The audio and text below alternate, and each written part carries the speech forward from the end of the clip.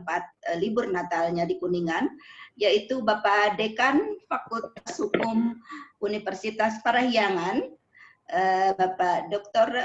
Iur Liona. Kepada Bapak Dr. Iur Liona, kami persilakan. Terima kasih. Ya, mohon maaf saya baru sampai Kuningan. Assalamualaikum warahmatullahi wabarakatuh. Waalaikumsalam warahmatullahi wabarakatuh. Shalom, Om Swastiastu, Namo Buddhaya, salam kebajikan, Sampurasun. Rampes. Ibu, Bapak, teman-teman semuanya, hanya ingin diskusi kecil saja tentang evaluasi pelaksanaan hak asasi manusia tahun 2020. Memang ini masalah yang sangat krusial. Kenapa? Karena terjadi masa pandemi pada tahun 2020 ini. Sejak bulan, kalau Indonesia secara resmi mengakui dan menyatakan bahwa pandemi itu bulan 3. Mulai kebijakan-kebijakan sebelumnya di negara lain 3 bulan atau 4 bulan sudah ada pandemi ini. Nah, akan sulit kalau kita kaitkan dengan misalnya hak-hak sipil dan politik tentang pandemi ini. Namun menurut saya sesuai dengan pasal 12 Undang-Undang Nomor 11 Tahun 2006 ya, tentang pengesahan konvensi Kovenan Internasional tentang hak-hak ekonomi, sosial, dan budaya, memang ditegaskan di situ bahwa setiap orang berhak untuk menikmati standar tertinggi atas kesehatan fisik dan mental yang dapat dicapai. Itu yang penting sekali dari hak asasi manusia ini dibanding dengan hak asasi manusia lainnya, misalnya hak untuk berdemonstrasi, hak untuk berkumpul, hak untuk tadi yang sipil dan politik ini. Ini yang paling penting adalah bagaimana melindungi kesehatan masyarakat di Indonesia. Itu yang paling penting. Karena percuma misalnya hak-hak sipil politik dilaksanakan, tetapi sakit semua masyarakat kan tiada berguna begitu. Jadi menurut saya bahwa dalam konteks menegakkan atau melaksanakan hak-hak untuk dan sebagainya. Dalam konteks ini memang negara memiliki kewajiban untuk menghormati, melindungi, dan memenuhi hak asasi manusia. Oleh karena itu, dalam kondisi darurat, sebagaimana yang ditetapkan oleh WHO, pemerintah Indonesia jelas harus menindaklanjuti dengan upaya terbaik ya, oleh pemerintah Indonesia. Dan keadaan tersebut membebaskan pemerintah dari prinsip-prinsip negara yang wajib menghormati hak asasi manusia. Jadi kendati ada pandemi, namun pemerintah tetap wajib melindungi hak asasi manusia tadi. Nah, berbicara mengenai dampak COVID-19 ini terhadap hak asasi manusia, saya melihat bahwa beberapa kajian-kajian yang telah saya baca ini, memang itu munculnya adalah masalah-masalah yang meliputi penguatan legalitas, kemudian platform kebijakan dari pemerintah, kebijakan karantina dan proporsional, kebijakan mobilisasi dan kerumunan yang ketat, kemudian juga informasi hak rakyat mendapatkan informasi pergerakan sebaran yang up to date dan transparan dari COVID-19 ini. Ya. Kemudian ini sebagai contoh saja bahwa pemerintah tidak boleh lengah dan lalai terhadap hak asasi manusia. Kendati COVID ini begitu membahayakan bagi kesehatan seluruh umat manusia. Nah, kemudian bagaimana penegakan tahun ini memang itu yang jadi problem ya. Kalau kita lihat terakhir Jokowi pidato pun tetap mengedepankan hak asasi manusia di atas segalanya. Nah, konteks ini baca bahwa salah satu tentang hak asasi manusia itu bagaimana negara melindungi kesehatan masyarakat.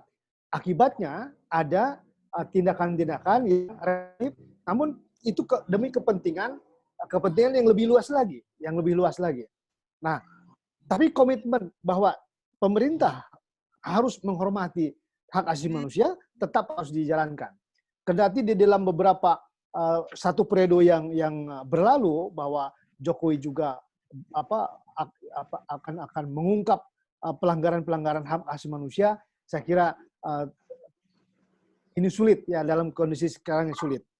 Bagaimana saya menyoroti hak-hak tenaga kesehatan? Ini yang perlu dipertimbangkan oleh kita bersama. Bagaimana menyoroti hak tenaga kesehatan? Karena mereka inilah garda terdepan untuk menangani orang-orang yang sakit. Nah, ini yang harus kita perhatikan oleh pemerintah ini. Kemudian itu tadi tentang hak tenaga kesehatan. Kemudian ini pelanggaran terhadap kasus hak atas kebebasan berekspresi. Nah, ini juga harus disadari bahwa ada non-derogable rights dan ada derogable rights. Jadi hak asasi manusia yang tidak bisa dikesampingkan dengan alasan apapun. Ya, misalnya saya kira tidak ada larangan, pembatasan ada, ya, tapi harus sesuai dengan undang-undang. Dan juga ada hak-hak yang memang bisa dikesampingkan karena memang ada hal yang lebih penting. Nah, ini yang harus kita sadari. Tapi semuanya harus berdasarkan dengan hukum. Jadi pemerintah atau negara bisa melarang, bisa membatasi sepanjang pembatasan itu dilakukan sesuai dengan aturan hukum. Nah, jadi menurut saya ada dalam kasus ini ya antara bagaimana kebebasan berekspresi dan kesehatan lebih baik ya tentang kesehatannya daripada kebebasan berekspresinya. Itu saya melihat seperti itu. Kemudian peningkatan atas kasus pelanggaran hak atas kebebasan berekspresi dengan demikian otomatis terjadi ya bukan hanya di Indonesia saja ya, di negara-negara lain juga begitu ya di Italia segala saya saksikan di Italia itu orang dihajar habis. Kenapa? Karena bandel misalnya tidak itu juga di Jerman relatif orangnya tertib ya orangnya taat pada aturan ya begitu diberitahu langsung semua taat semua aturan sehingga relatif sangat terkendali di Jerman kalaupun terjadi ada kasus baru kemudian mereka disiplin. Di Inggris ya tidak terlalu karena apa? Karena dia ada beberapa daerah pinggiran yang tidak taat pada aturan, tidak percaya ada COVID. Karena itulah sekarang terjadi penyebaran COVID yang sangat mematikan di Inggris, itu sangat berbahaya. Nah ini kemudian juga tadi seperti Ibu dokter ya ini memang ada degenderisasi. Ya. Jadi dalam problem ini yang terjadi adalah bahwa ada peningkatan 75% dalam laporan kasus kekerasan seksual terhadap perempuan selama pandemi ini. Ya. Jadi ini juga problem kita bersama. Tapi justru DPR saat ini menghapus RUU pemberantasan kekerasan seksual dan dari daftar prioritas. Ini yang jadi menyedihkan begitu. Jadi Ibu Dr. Yani bahwa apa yang dikhawatirkan undang-undang ini yang akan melindungi perempuan itu ternyata sekarang tidak lagi menjadi prioritas, undang-undang prioritas itu. Ini yang jadi problem. Ya. Saya sebelum dihentikan, saya menghentikan diri sendiri. Nanti kita diskusi saja di dalam itu ya. Terima kasih. Tapi kira-kira gambarannya memang itulah bukan hanya di Indonesia, tapi di seluruh dunia bahwa ini terjadi menyeimbangkan sebenarnya antara hak asasi manusia di bidang lainnya dengan hak kesehatan masyarakat. Mana yang harus kita pentingkan? Menurut saya, hak kesehatan masyarakat itu yang lebih penting dari hak yang lainnya. Namun, pemerintah bukan berarti bisa semena-mena untuk mewujudkan hak kesehatan masyarakat.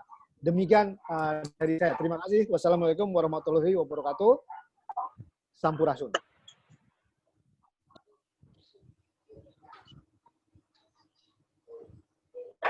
Rampes Bang, Rampes. Luar biasa Bang. Luar biasa.